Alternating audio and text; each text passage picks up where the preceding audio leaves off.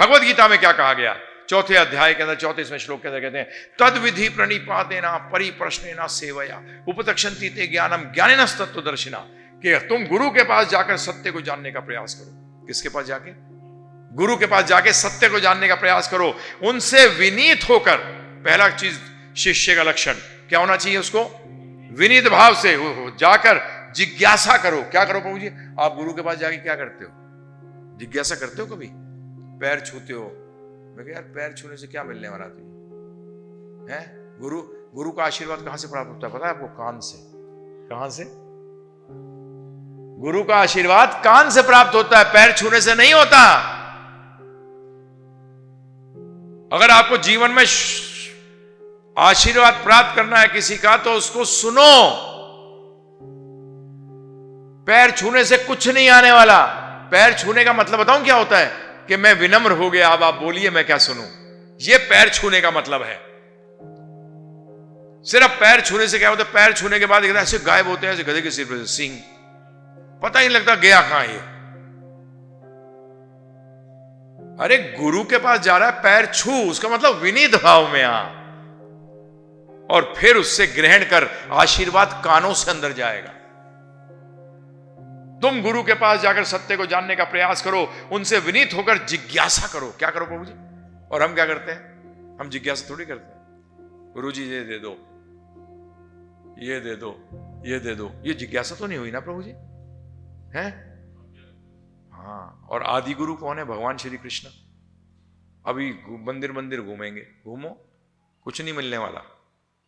मैं बड़ा स्पष्ट आदमी हूं प्रभु जी, हिंदुओं का बेड़ा गर्क इसीलिए हुआ है।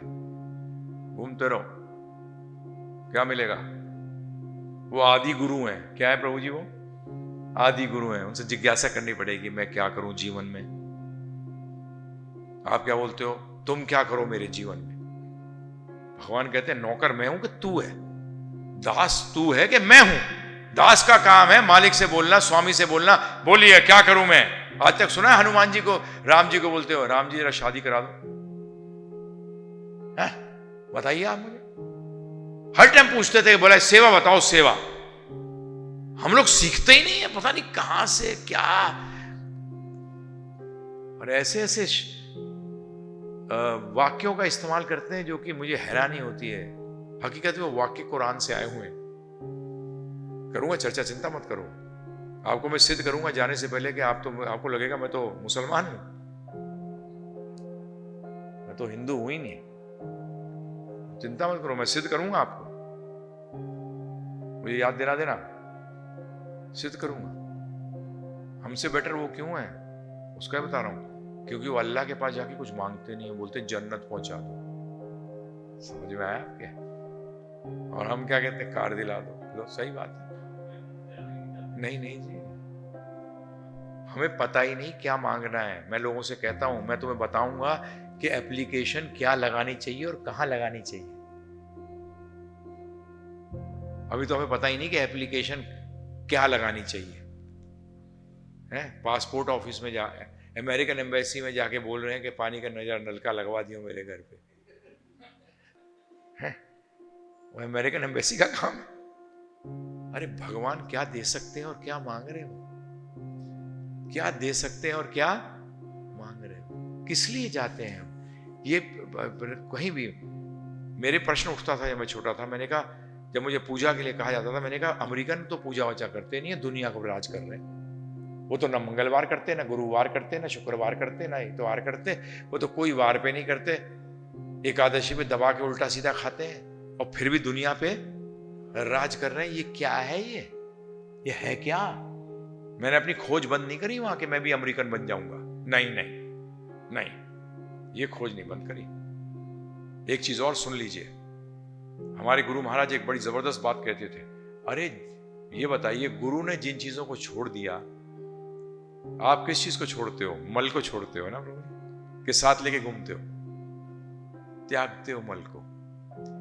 अर्थात मैं जो सोचता था, अब ध्यानपूर्वक सुनिएगा, मैं कई बार मेरे पिताजी को बड़ा शौक था इन संतों के पास जाने का, तो मैं जाता था तो मैं देखता था इन्होंने जो छोड़ दिया है, सारे जो चेले हैं वही मांग रहे हैं। तो मेरे दिमाग में आता था, जो हम छोड़ देते हैं अर्थात मल, वो सुअर खाता है। और जो हम है वो पनीर उड़ा रहे हैं। उसका मतलब ये जो ऋषि साधु हैं ये कोई बड़ा आनंद उड़ा रहे हैं और जिस चीज को छोड़ दिया उसके चक्कर में हम घूम रहे हैं। उसका मतलब हम तो सुअर हुए। क्या हुए?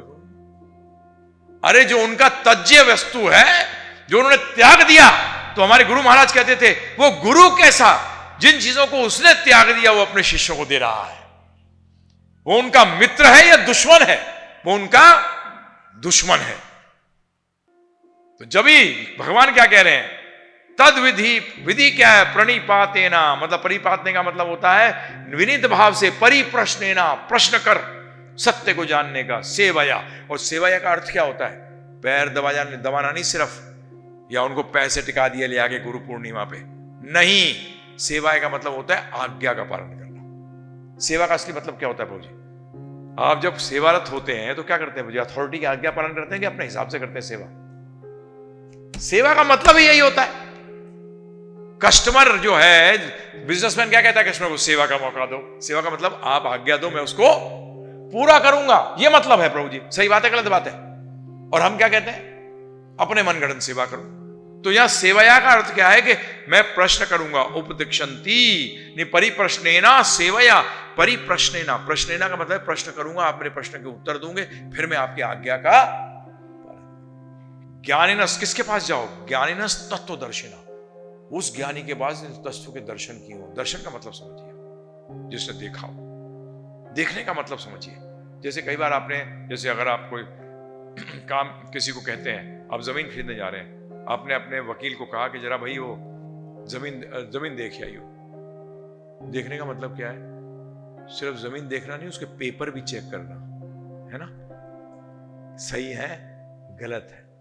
हो सकता है वो जमीन जाए ना देखने, वो सिर्फ पेपर पे सारा देख ले। इसलिए अकाउंट्स में कई बार बोल देते हैं जरा अकाउंट चेक कर लियो, देख लियो। देखने का मतलब क्या है? आध्यात्म में देखने का मतलब यह है कि पहले देखने लायक बनना है। क्या बनना है? देखने लायक बनो और फिर देखो। तो भगवान यहां कहते हैं तत्वदर्शिना। यह है 4थे अध्याय का 34वां श्लोक भगवद गीता के। अब 18वें अध्याय का 55वां श्लोक लेते हैं। उसमें भगवान बताते हैं तत्वदर्शी कौन है। तत्व के जिसने दर्शन, मतलब तत्व को समझाओ। देख लेने का मतलब क्या हुआ प्रभु जी? पेपर देख लेना। देखने का मतलब होता है समझ लेना, सब सही है कि नहीं सही। यहां देखने का मतलब भी क्या है? समझना। देखने का मतलब देखना नहीं। भाई वो लड़के को देखे आना जरा, लड़की के लिए तो गए, हाँ देखे आए, हाँ जी देखे आए, समझ गया तो सब कैसा है वो? नहीं, मैं तो देख के आ गया सिर्फ। जैसे हमारे शास्त्रों में कहा गया है प्रभु जी कि गुरु को शिष्य को 1 साल तक परखना चाहिए। गुरु को शिष्य को और शिष्य को गुरु को चेक करना चाहिए 1 साल दीक्षा लेने से पहले। हाँ, ये तुरंत दान महाकल्याण वाला चक्कर नहीं है। 1 साल तक शिष्य मिनिमम, ज्यादा भी हो सकता है। गुरु को, शिष्य को गुरु को चेक करना चाहिए और गुरु को शिष्य को चेक करना चाहिए, ये शास्त्र कहते हैं। तो मैं गलती से रुड़की में लेक्चर दे रहा था, तो उसमें मैंने कहा कि गुरु को देखना चाहिए शिष्य को और शिष्य को देखना चाहिए गुरु को। तो मेरे धर्म पत्नी के पास एक माता जी आगे बोलते हैं, फोटो दे दो गुरु जी की। मैं क्यों? बोले 1 साल देखूंगी। अरे गुरु का मतलब क्या होता है पहले ये तो समझो। गुरु जो अंधकार से उजाले की ओर ले जाए, अज्ञानता से ज्ञान की तरफ ले जाए। गुरु का एक शब्द है भारी, जो ज्ञान से भारी है। तो 18वें अध्याय के 55वें श्लोक में भगवान कहते हैं क्या है कि कौन मुझे देख सकता है? भक्त्य मां, कौन मुझे जान सकता है? भक्त्य, बड़ी सरल संस्कृत है, भक्त्य माम अभिजानति। भक्त ही मुझे जान सकता है। यावन यस यास्मि तत्वता, तत्व से कौन जान सकता है मुझे? भक्त जान सकता है, ना तो ज्ञानी, ना ध्यानी, ना योगी। और ये रेयर कमोडिटी है आपके कलयुग के अंदर। भक्त मिलने रेयर है। सब लोग अपने आप को भगवान ही बताते हैं। क्या बताते हैं? मैं हरियाणा पंजाब में गया हुआ था, तो वहां मैंने इनसे यही कहा, मैंने आपकी ना जमीन बड़ी उपजाऊ है, परंतु साथ में आप भगवान भी बहुत उपजाते हो। सिर्फ खेती को उपजाओ भाई, भगवान मत उपजाओ। भगवान शब्द का भी तुम्हें अर्थ नहीं पता कि भगवान होता क्या है, मैं बताऊंगा आपको। तो प्रभु जी क्या कहा? गुरु तुम और उनकी सेवा करो। गुरु तुम्हें ज्ञान प्रदान कर सकते हैं क्योंकि उन्होंने सत्य का दर्शन किया है, सत्य को समझा है। इसलिए वो आपको क्या कर सकते हैं? ज्ञान दे सकते हैं, कैसे दर्शन करें। श्रीमद् भागवतम में आया। अतएव जो व्यक्ति गंभीरता पूर्वक, सुनते रहिएगा एक एक वर्ड, जो व्यक्ति गंभीरता पूर्वक असली सुख की इच्छा रखता हो, कैसी सुख? असली, मजे की नहीं, असली सुख की इच्छा रखता हो, उसे प्रामाणिक गुरु की खोज करनी चाहिए और दीक्षा द्वारा उसकी शरण ग्रहण करनी चाहिए। प्रामाणिक गुरु की योग्यता यह होती है कि वे विचार विमर्श द्वारा शास्त्रों के निष्कर्षों में अवगत हो चुका होता है और इन निष्कर्षों के विषय में अन्य को भी आश्वस्त करने में सक्षम होता है। ऐसे महापुरुष जिन्होंने समस्त भौतिक बातों को त्याग कर भगवान की शरण ग्रहण कर लिया है, उन्हें प्रामाणिक गुरु माना गया है। तो पहली चीज क्या है? आप क्या ढूंढोगे? असली सुख, और वो भी कैसे? गंभीरता पूर्वक, चलते फिरते नहीं। हम लोग गुरु के पास क्यों जाते हैं? कभी आज तक ज्ञान लेने के लिए गए हैं जी? कहाँ गए? कभी नॉलेज के लिए गए? स्कूल कॉलेज में भी क्या होता है? नॉलेज के लिए थोड़ी आता है। स्कूल कॉलेज में इसलिए आता है कल मैं कैसे कमाई ज्यादा करूं। विद्यार्थी ने जहां कमाई के बारे में सोच लिया वो खत्म हो गया। वो विद्या, देखिए एक टाइम पे एक ही चीज, एक ही धन ग्रहण किया जाता है। विद्या धन अगर ग्रहण करना है ना प्रभु जी, उस टाइम उसको विद्या लेनी चाहिए। सही बात है, गलत बात है? ये गवर्नमेंट का काम है, राजा का काम है कि किसी विद्यार्थी को भी किसी चीज की विद्या के लेने के समय रोटी कपड़ा मकान की चिंता नहीं होनी चाहिए। किसी विद्यार्थी को भी। लोग जो ये फूड फॉर लाइफ और ये सब चलाते हैं, जो संस्थाएं चलानी है, ये उनको नहीं चलानी चाहिए। ये गवर्नमेंट का काम है। किसका काम है प्रभु जी? ये गवर्नमेंट का काम है। ये राजा का काम है। किसका काम है प्रभु जी? ये राजा का काम है। उस बच्चे को किसी चीज की चिंता ना हो और ना तो शिक्षक को चिंता हो, जिससे कि दोनों बड़े आराम से विद्या का आदान प्रदान कर सके। परंतु आज ऐसा नहीं है। तो हम तो यही कहते हैं, खुद कोशिश कर लो, पतली गली से निकल जाओ।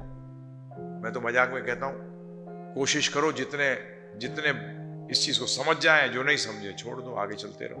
क्या करो? और कोई तरीका नहीं है। तो ये शास्त्र कह रहे हैं प्रभु।